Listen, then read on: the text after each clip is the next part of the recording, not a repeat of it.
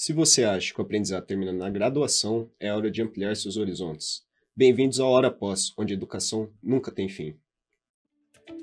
Hora Pós, o podcast feito por quem vive após.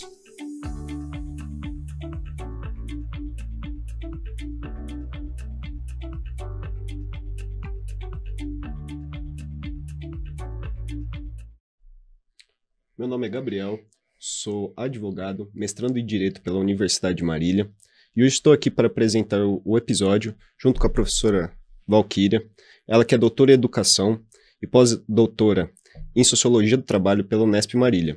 Atua como docente nos programas de graduação e pós-graduação em Direito e Administração da Unimar, onde também coordena os núcleos estratégicos como o NIPEX e o Departamento de Relações Internacionais e o Programa Institucional de Iniciação Científica. Tudo bem, professora? Tudo bem, Gabriel. Como vai?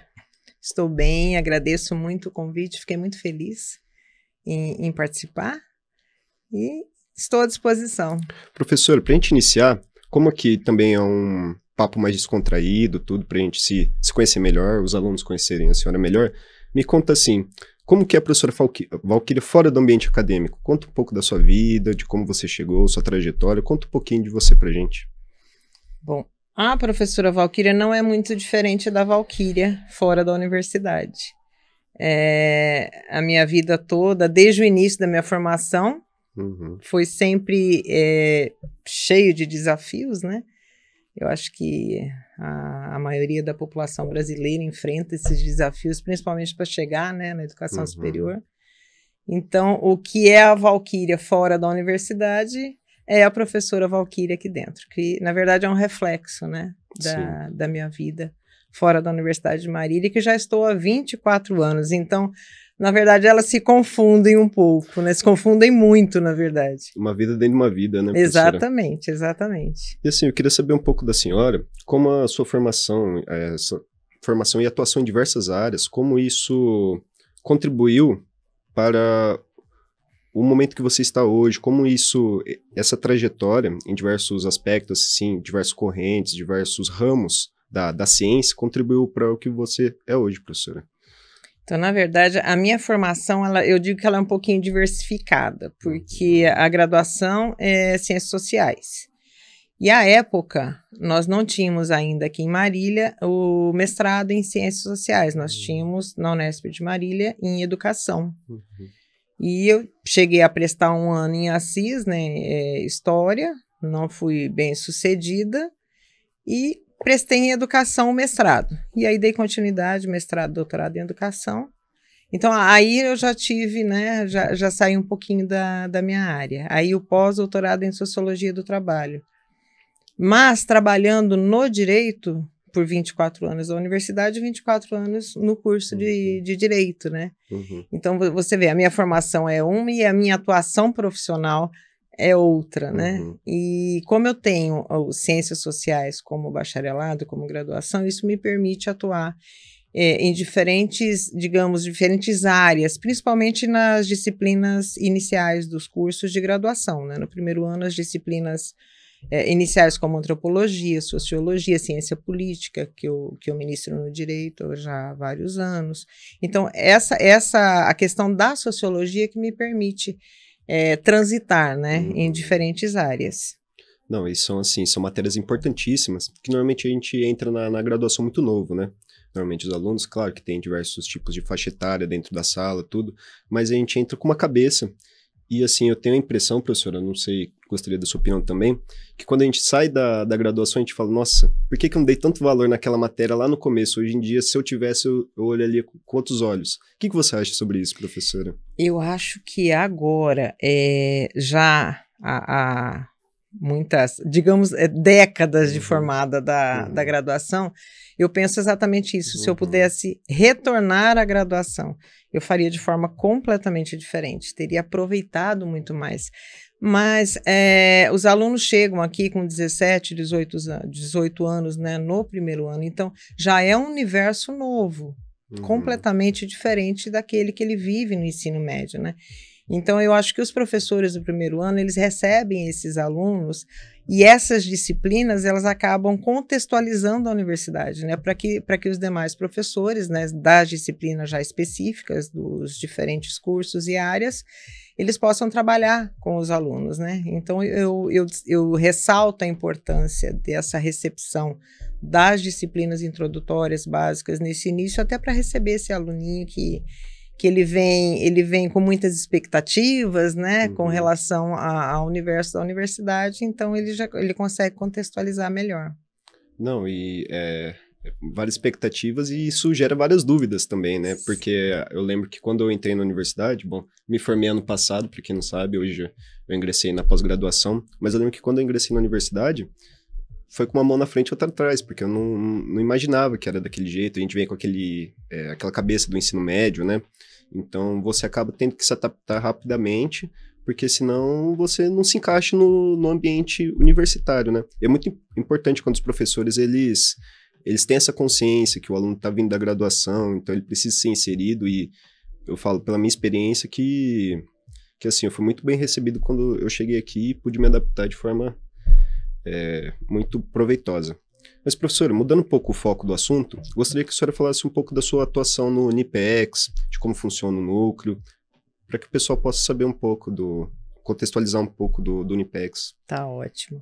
Bom, o Unipex, na verdade, ele surge como NAP, ele foi criado pelo pró-reitor, professor José Roberto, à época. Ele era um núcleo de apoio à pesquisa, isso em 2011. E alguns anos depois foi integrada também a extensão, né, ao NAP, e ele passa a se chamar o Núcleo Integrado de Pesquisa e Extensão. E nós trabalhamos no Unipex o programa de iniciação científica, porque como eu vejo a iniciação científica como uma ferramenta, um instrumento, que nós estávamos falando há pouco desse aluno que chega na universidade, né? Então, quando ele se dedica à iniciação científica, ele consegue ter ferramentas, né? Outras ferramentas. Agora, na verdade, agora o ensino médio está trabalhando com iniciação científica, pesquisa e tudo mais, mas é recente, né? Então, o aluno chega, quando ele se dedica a essas atividades de iniciação científica, assim, ele vai ter acesso a essas ferramentas, a novos instrumentos, né? Então, nós disponibilizamos anualmente. Olha, mês passado nós fechamos 10 editais de iniciação científica das 4 grandes áreas da universidade. Então, existem oportunidades. O Unipex, ele oportuniza a iniciação científica, né, as atividades de pesquisa, promover o desenvolvimento, desenvolver o pensamento crítico, né, no aluno, pensamento reflexivo, né, isso é extremamente necessário, não somente para continuar a questão acadêmica, graduação, mestrado, doutorado, mas também no exercício da profissão, né? O cenário atual, o mercado de trabalho atual, ele exige, né, que tenha essa questão da reflexão rápida, né? Trabalho em equipe, saber contextualizar as questões, e tudo isso ele pode obter por meio das atividades de pesquisa. Então, o Unipex, ele oportuniza a iniciação científica aos alunos também com o suporte necessário, que é currículo Lattes, né? E outras questões também, acesso a bolsas de pesquisa, fomento de pesquisa. Então, nós trabalhamos nesse sentido. Seguindo nessa linha, professora, se quiser falar um pouco também, se puder falar sobre a internacionalização, que está muito forte também na universidade. A gente vai ter agora, ou já teve, não me lembro o exato, o programa Top Espanha também, né, que abriu o edital. Se puder falar um pouquinho também, professora, para contar para os nossos ouvintes. O DRI, o Departamento de Relações Internacionais, ele foi instituído em 2018. Aquele momento, o nosso foco era a mobilidade presencial, né, intercâmbios. Nós já tivemos vários alunos fazendo intercâmbio fora, levando o nome da universidade. Também curso de línguas, né, que nós oferecemos. Atualmente estamos no 3º ano do curso de italiano, com uma parceria com o Consulado Italiano em São Paulo. E agora também nós temos, o movimento que nós sentimos é não somente a mobilidade presencial, mas também a mobilidade virtual. Se discute muito essa questão, né? Inclusive teve uma fala de um professor em uma reunião que eu participei que eu achei muito interessante, quando ele afirmou que a mobilidade física ela é, de certa forma, elitista, porque ela é custosa. Nós sabemos que não é sem uma bolsa, é difícil, né, para o nosso aluno arcar. Mas a mobilidade virtual é democrática, ela chega a todos da mesma forma. Então, nós estamos empenhados também, além da mobilidade física, né, presencial, nós também estamos oportunizando mobilidade virtual, inclusive com tratativas em andamento, para trocas, né, de disciplinas com as instituições conveniadas. O nosso aluno cursa uma disciplina com eles de forma online ou presencial, fica a critério da instituição, e da mesma forma, né, que alunos dessas instituições poderão participar das nossas atividades também. Bacaníssimo, professora. E assim, eu não me corrija se eu estiver errado, mas eu gostaria de chamar de gestora, né? Que você gere todo esse departamento, todas essas questões. Eu gostaria de perguntar quais os maiores desafios que a senhora já enfrentou durante todos esses anos à frente desse departamento e das salas de aulas, dos demais projetos que a senhora tocou durante a sua carreira acadêmica? Eu acho que o grande desafio é trazer o nosso aluno mais perto do universo da pesquisa. Na verdade, esse foi o grande desafio no início, né? Quando nós começamos o programa. Agora, nós já estamos, assim... inclusive, foram quase 200 projetos de pesquisa no último processo seletivo, e isso é um motivo de alegria. Mas ainda é um grande desafio, porque o nosso aluno, ele trabalha o dia todo, ele vem de outras cidades, né, aqui no entorno de Marília. Então, a atividade de pesquisa, ela requer, sim, um tempo extra, né? Então, esse é um grande desafio, você conseguir oportunizar atividades de pesquisa que são necessárias para o nosso aluno, mas que ele consiga conciliar também com a sua vida, com a sua realidade. Então, no momento, este está sendo um grande desafio. E o que mais te realiza quando a senhora vê os projetos dando certo?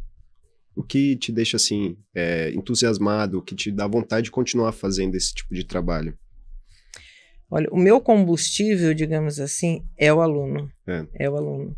Quando ele está inserido, por exemplo, em um projeto de pesquisa, ele finaliza, ele publica, ele participa dos eventos de iniciação científica. Nós tivemos já aqui situações onde o aluno trouxe a família toda. Né? Vieram os pais, os irmãos, para assistir à apresentação de uma IC. Isso para nós é o que nos motiva, né? É o que realmente é o combustível para que a gente consiga cada vez mais aumentar oportunidades, eventos e tudo mais. Emocionante, professor, de verdade mesmo. E assim, vamos descontrair um pouco agora. Professor, como você dá conta de tantas funções? Já pensou em escrever um manual, alguma coisa para os próximos coordenadores que vão vir, gestores? Porque, assim, lendo o currículo da senhora, pesquisando o que a senhora faz dentro da universidade, eu falei, gente, como é possível fazer tantas coisas?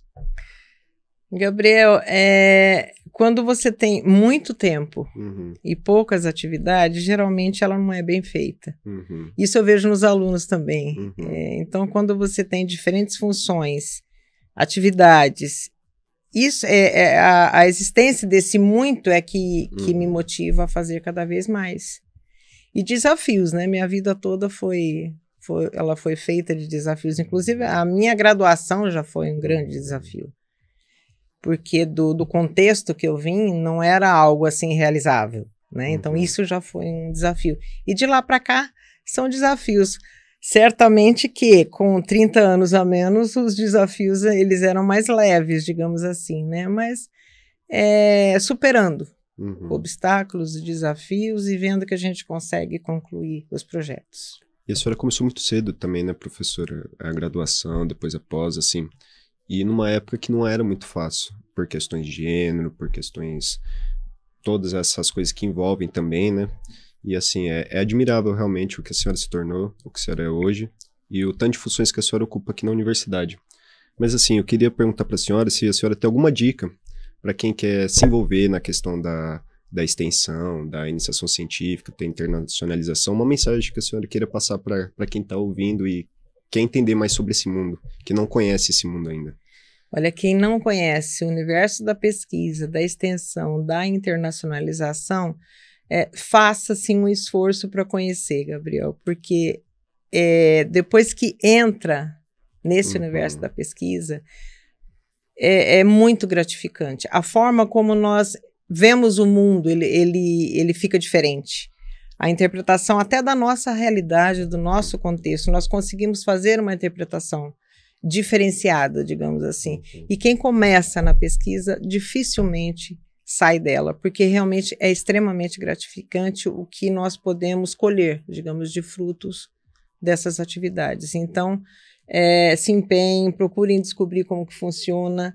Fazer pesquisa não é algo assim, impossível, irrealizável, difícil, de forma alguma. Todos podem se dedicar às atividades de pesquisa, todos podem fazer internacionalização, se não pessoalmente, um curso de línguas ou uma troca entre disciplinas, curso de verão online. Existem diferentes oportunidades. Então, o que eu digo para quem ainda não começou, que comecem o mais rápido possível e aproveitem a graduação. Eu digo, principalmente a primeira graduação, tem que aproveitar todos os momentos, aproveitar tudo que a universidade oferece. É isso. Perfeito, professora. É assim, encontrar o fio da meada, né? Depois que você se encaixa dentro, Exato. Aí você se vai. E assim, professora, vamos aumentar o escopo um pouquinho agora. Como que a senhora vê hoje a extensão universitária no Brasil? A produção científica no Brasil, que é tão complicada, mas também é muito linda, né? Porque, assim, é aquela famosa frase, até no lixão nasce flor, né? E, assim, por ser tão complexo, tão complicado você produzir hoje cientificamente no Brasil, determinadas áreas, acaba saindo os projetos que você fala, nossa, que maravilhoso, né? Eu gostaria de saber da senhora, como a senhora enxerga hoje a produção científica, extensão universitária, internacionalização, a academia brasileira, né? Como um todo. Com relação à produção, né, produção científica, todos sabemos que existem diferentes críticas quanto ao produtivismo, né, acadêmico, a questão da quantidade, né, em detrimento da qualidade. E essa é uma crítica também que não é do momento atual, né, isso faz parte da academia já há anos. Talvez, assim, novas roupagens, né, no decorrer do tempo, em razão do contexto. Muda-se o contexto, muda-se também as regras, né? Mas a questão do produtivismo acadêmico já é discutido há muito tempo. Mas sem essa produção, nós não temos evolução. Então, independente se seja produtivismo ou não, né? Obviamente que nós temos que produzir. E o Brasil precisa se destacar. Na verdade, ele já tem um patamar assim diferenciado no cenário internacional em termos de produção científica, né? E é o que nós precisamos, além do incentivo à pesquisa, né? Que nós precisamos também das agências de fomento, mas também de recursos, né? Federais, né? Que haja assim um aumento do investimento também na produção da pesquisa, da extensão, que é uma forma de nós chegarmos à sociedade, é uma forma da universidade devolver à sociedade aquilo que ela recebe, né? Então também ela deve ser priorizada. Com certeza, professora. E assim, eu vou fazer agora uma pergunta que ela é mais intimista, né? Lembra o velho programa Provocações, assim, né? Professora, se você pudesse dar um conselho para a senhora, quando a senhora estava iniciando sua carreira acadêmica, lá no começo da graduação, que indicação você faria para você mesma lá atrás? O que você falaria? Olha, Gabriel, eu acho que aproveitar mais. Ainda que com todas as dificuldades, né?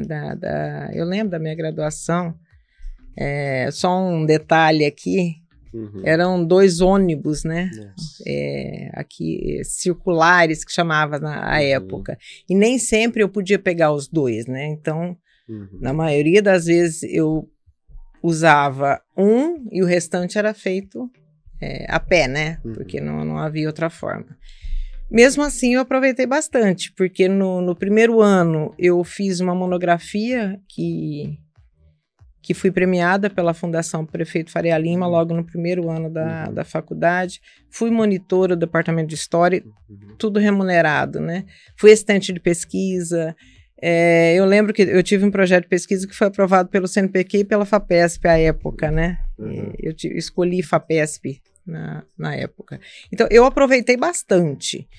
Mas agora, vendo agora, talvez eu tivesse aproveitado ainda um pouco mais, né? E é o que eu falo para os alunos, aproveitem tudo que tiver disponível, porque depois a gente pensa e fala, olha, podia ter né, me dedicado um pouquinho mais. Experimentado, né? Exatamente. Experimentar um pouco de tudo que a universidade proporciona, os colegas, o networking, as atividades de modo geral, porque você pega aqui na Unimar mesmo, você tem uma infinidade de coisas para você se envolver, né?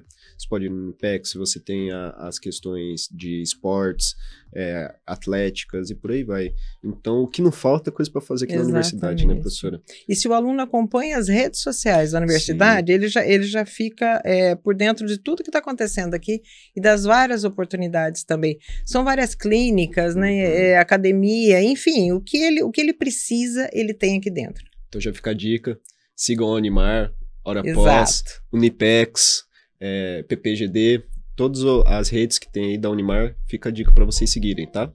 Agora, assim, para acabar, finalizar, professora, queria que a senhora deixasse uma mensagem final para os alunos, para os colegas, que desejam transformar a universidade e a sociedade. O que os nossos alunos têm a oferecer para a sociedade é exatamente o seu empenho, a sua dedicação, a sua seriedade, sinceridade, né? Eu acho que é isso. Estudem, aproveitem a universidade, cheguem ao mercado de trabalho com consciência, né, do dever do retorno à sociedade, e eu acho que é isso, Gabriel.